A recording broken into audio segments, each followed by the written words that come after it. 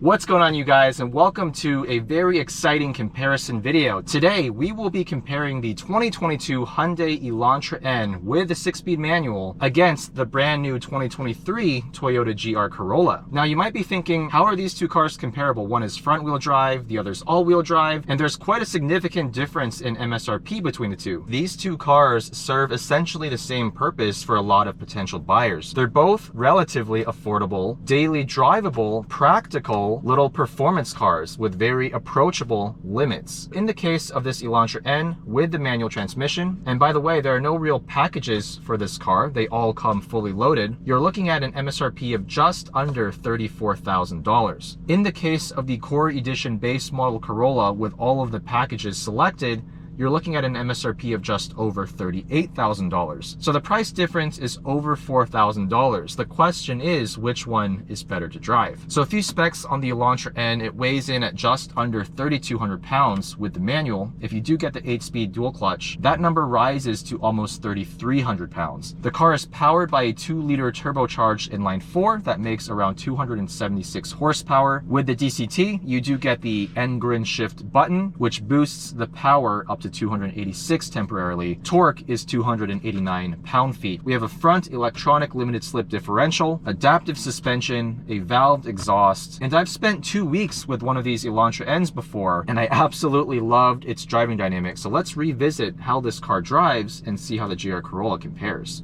So first things first, we're going to press the custom N button on the side of the steering wheel here. Engine in Sport Plus, steering and suspension in the middle Sport setting, rev matching off, ELSD in Sport, ESC fully off, and exhaust sound in Sport Plus. Now right away, one of the things I really didn't like about that loaner Elantra N I had a few months ago was the clutch feel. Super vague. It gives you no real idea of where the engagement point is, and sure enough, when I hop back into this car, within 10 seconds I stalled. But either way, once you're up to speed, the lack of clutch feel is no longer an issue. The somewhat sloppy shifter feel, in the case of the previous one I drove, didn't really bother me. This car really comes alive when you're pushing it, when you're hauling ass on a back road, as we're about to demonstrate. We're on a damp road today, so let's see if this ELSD can actually put the power down. We're on Michelin Pilot Sport 4S tires, which are an excellent all-weather tire. Of course, we have rev matching turned off. That is a feature though. If you're lazy and you don't want to do your own heel-toe downshifts, but why wouldn't you in a car like this? Oh. There's a little bit of lag below 3,500 RPM.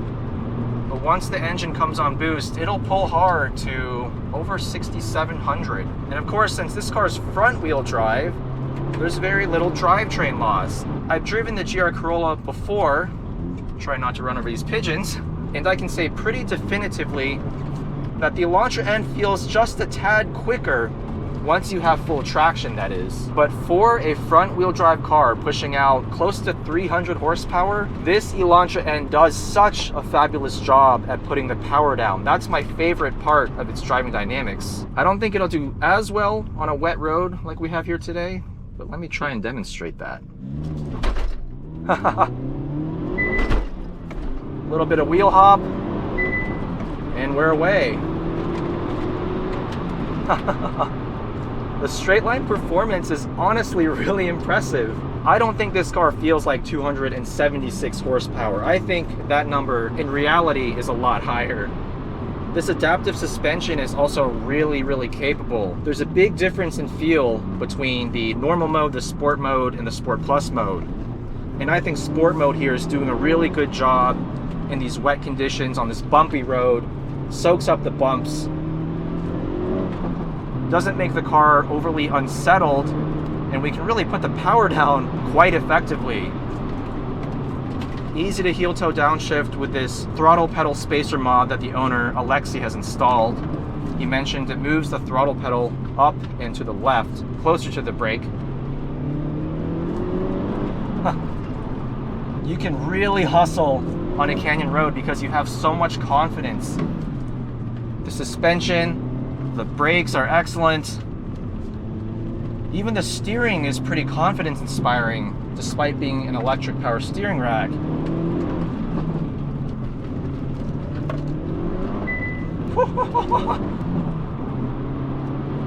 Right there, we got quite a bit of torque steer, and the car wanted to steer me into the side of the mountain. So you do still have to be quite careful with your right foot coming out of some of these slower corners. When I drove this car in the dry, I had no such issue. This car put the power down like pretty much no other front-wheel drive car I've driven outside of the FK8 and FL5 Civic Type Rs, but those cars obviously are a lot more expensive.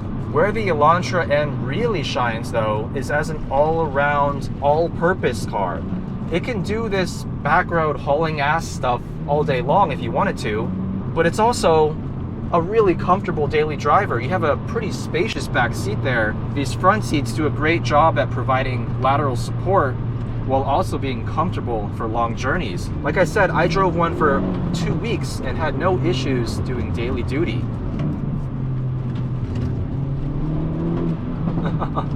Just cracks and pops from the exhaust here. Almost like a rally car. Second gear. Roll into the throttle. That's the way to drive this car quickly. Don't want to be too aggressive with the throttle. It's not an on-off switch. That'll just get you torque steered off the road. Man, this car is so good. The suspension so perfectly tuned for canyon driving. Look at the way it handled that crest. That crest unsettled so many cars I've driven, including the FL5 Type R in comfort mode. But this car just soaks it up like it's nothing. Second gear. Quite a bit of lag below 3K. But then it really opens up, pulls hard to just over 6,000.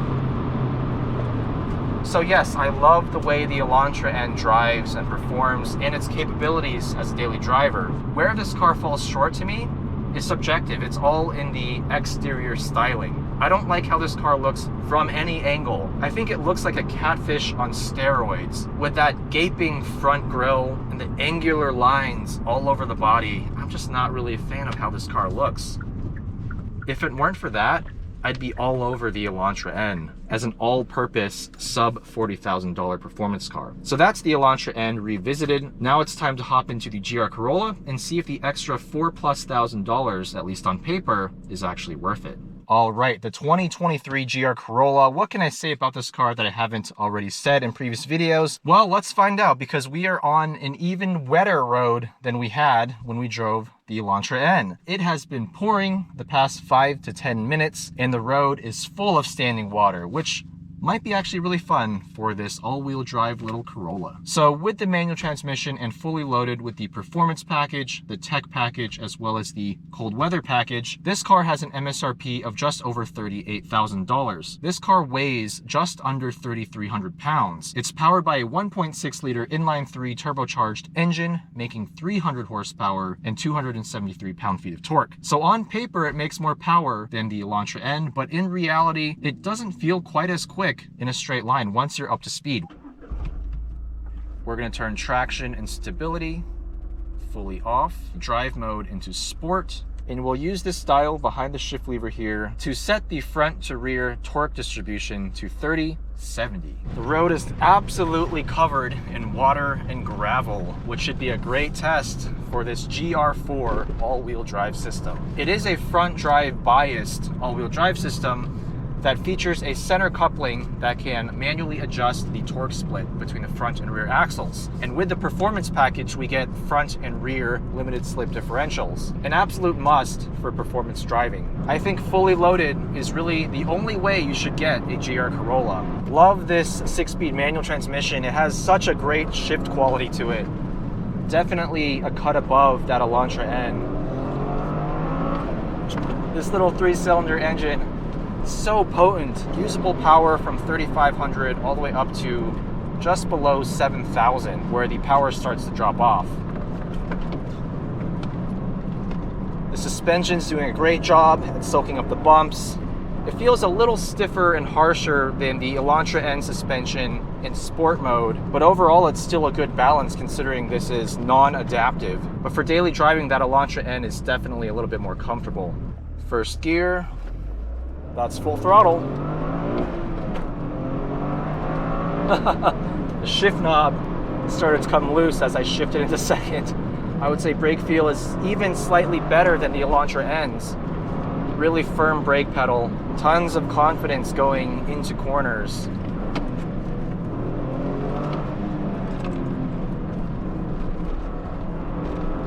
Car really feels pretty neutral in the tight corners.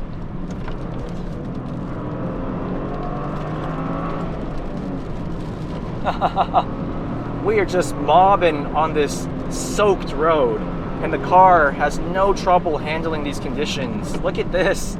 I'm attacking these corners with 90% the same speed as I would in the dry. Definitely wasn't the case with the Elantra N, especially on corner exit. The Elantra N just couldn't put the power down. So this all-wheel drive system really is showing its chops here, showing why perhaps the GR Corolla commands a higher asking price.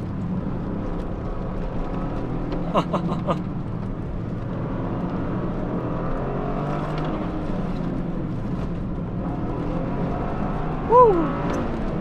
Puts the power down so well. Considering the circumstances, that's really impressive. The Elantra N, I couldn't give it more than half throttle in those same corners back there. And we're on some Michelin Pilot Sport 4 tires, which in theory should be slightly less capable in the wet than the PS4S in the Elantra N. But this all-wheel drive system is really doing such an impressive job at keeping me on the road and allowing me to use my right foot aggressively.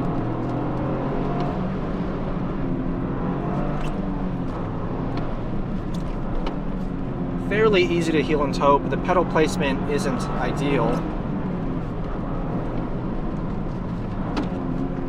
The gas pedal is a little bit too recessed for my liking. Look at that, second gear.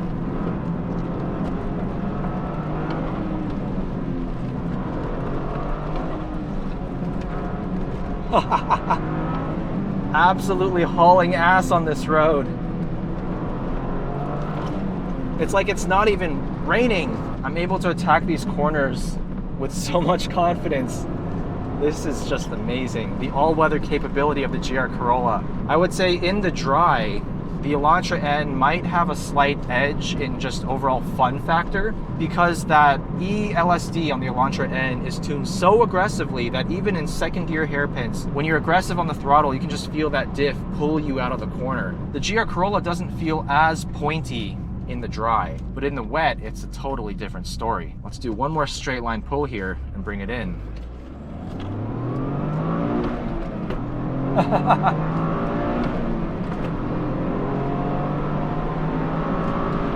No traction issues whatsoever. But again, it doesn't feel quite as quick as the Elantra N once I'm up to speed. It's a small but noticeable difference. Wow, I am really appreciating this GR Corolla more and more every time I drive it. Even stacked up against one of my favorite driving front-wheel drive cars of all time, the GR Corolla can hold its own. Granted, the road conditions are favorable to the all-wheel drive Corolla right now. The way this car drives still bodes well for how it would perform at the limit, say, on a racetrack. And if you want to know my opinion, I think the GR Corolla looks miles better from the outside. Where you do sacrifice, though, is on the interior. The GR Corolla is a much smaller, shorter car than the Elantra N. The rear seat has a lot less legroom. Interior quality also is a small notch below the Elantra N. I really think Hyundai did a great job packing in as many standard features and just overall build quality and design as possible. The GR Corolla really feels like it has a $30,000 car interior, where the Elantra N may be closer to $35,000, $36,000. But that being said, the price difference between these two cars on paper, which is a little over $4,000, right now in early 2023 does not equate in the real world. Dealerships are still asking enormous markups on this GR Corolla. In fact, the owner DeAndre paid $13,000 over MSRP. And while I have heard of other folks buying these for 10,000 over or even 5,000 over, that's still quite a hefty markup on a car that has an MSRP of just over 38 grand. Whereas the Elantra N with an MSRP of just under $34,000, I believe you can actually find them brand new at MSRP. The owner, Alexi, paid just $1,000 over MSRP for some dealer added crap that he didn't ask for. But if you do the math, the out the door price differential between these two cars, $12,000, 52 grand versus 40 grand. And unless you really can make use of the all-wheel drive drivetrain of the GR Corolla, I would say the Elantra N offers up just as many driving thrills, if not more, as well as more comfort and more overall practicality. Let me know how you think these two cars compare. Which one would you buy? Which one is worth the money? Please subscribe for more content. Thank you as always, and I'll see you in the next video.